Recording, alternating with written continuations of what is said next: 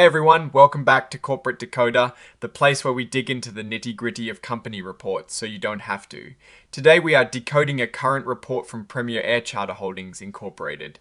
Get ready for some potentially eye-opening insights we found hidden in the latest filing. Before we dive in, remember to hit that subscribe button if you like getting clear, no-nonsense analyses of these corporate documents. And join our growing community on Discord. The link is in the description below. So this is a Form 8K, which is a report companies file to announce major events that shareholders should know about.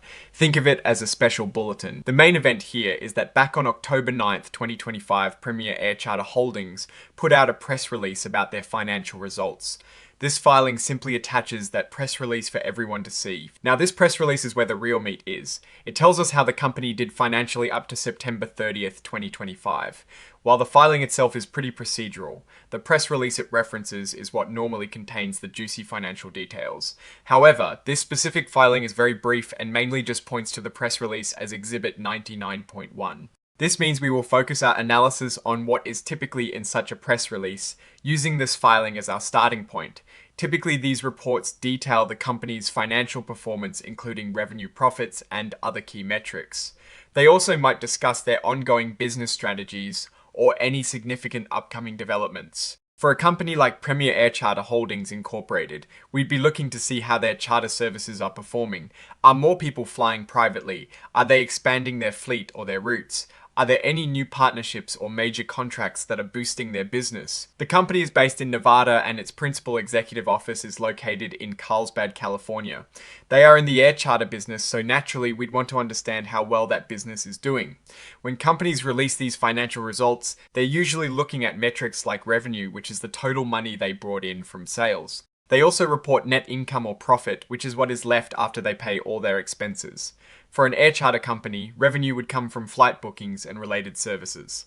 Expenses might include fuel, aircraft maintenance, pilot salaries, insurance, and airport fees. If the press release mentioned a strong revenue growth, say 20%, that would mean for every dollar they earned last year, they are now earning $1.20 this year. That is a significant jump. On the flip side, if revenue declined, it would mean less business, fewer flights, and potentially a need to cut costs. Let's imagine the press release reported something like increased operational efficiency. This could mean they found ways to reduce fuel consumption, optimize flight paths, or perhaps negotiate better deals with suppliers. All of these actions would directly impact their profitability positively. We would also be looking for any mention of their customer base. For instance, if they said they acquired a new large corporate client, that could mean a substantial increase in flight hours and revenue for the upcoming periods. Conversely, losing a major client could spell trouble. The report also indicates they have no securities registered on any exchange. This usually means it is a smaller or privately held company and not traded on major stock markets like the Nasdaq or New York Stock Exchange. This can influence how much public information is readily available and how transparent they are required to be with their financials. For a company that is not publicly traded, these types of filings are still important as they provide a snapshot of their financial health to regulatory bodies.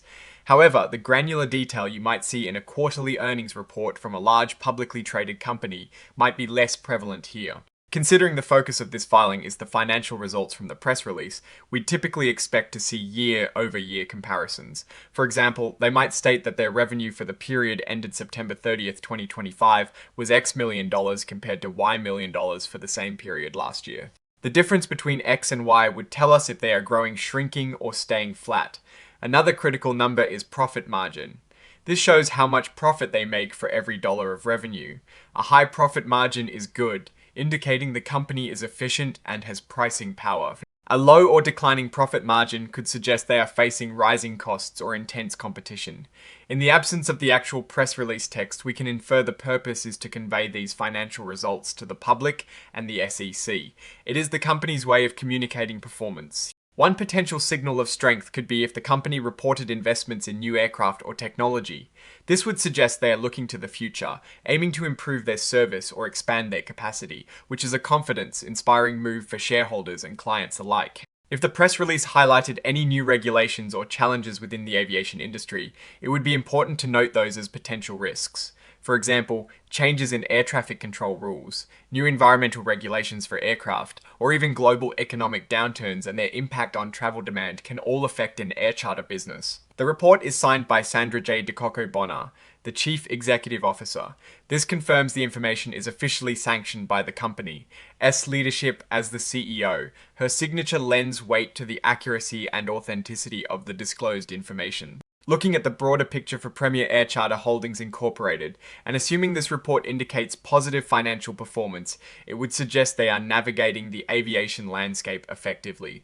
Their strength would lie in their ability to secure profitable charter contracts and manage their operational costs efficiently. A weakness might arise if they are heavily reliant on a few large clients or if they face significant maintenance challenges with their fleet. Opportunities could include expansion into new markets offering specialized charter services such as executive travel or cargo transport, or capitalizing on growing demand for private aviation.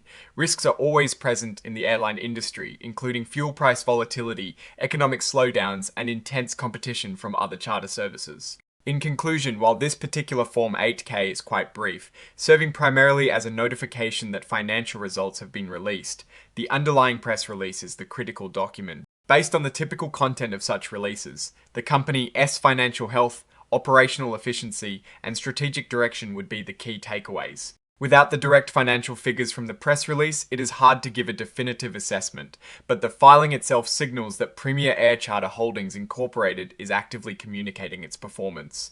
What is your take on companies filing these brief reports and referencing separate press releases for key financial data? Do you think it is enough transparency, or should more be included directly in the SEC filing?